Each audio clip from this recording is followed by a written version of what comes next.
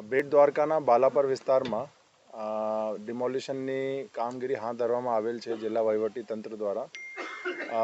કાયદા વ્યવસ્થા જળવાય એના ભાગરૂપે પોલીસ જે છે બધું જે બંદોબસ્ત ગોઠવી દીધો છે. એમાં અમારા આશરે 1000 જેવા પોલીસ અલગ અલગ અધિકારીઓ અને કર્મચારીઓ, જેમાં SRP મરીન ટાસ્ક ફોર્સના જવાનો પણ એમાં જોડાયેલ છે અને એ પણ જે છે બંદોબસ્તનો પાર્ટ છે. સાથે સાથે કાયદા વ્યવસ્થા જળવાઈ રહે, દરિયાઈ સુરક્ષાના હિસાબથી પણ આજે અમારી પોલીસ બોટની પેટ્રોલિંગ, MTFની પણ બોટ પેટ્રોલિંગ, ડ્રોનથી પણ સર્વેલન્સ અમારી ચાલુ છે.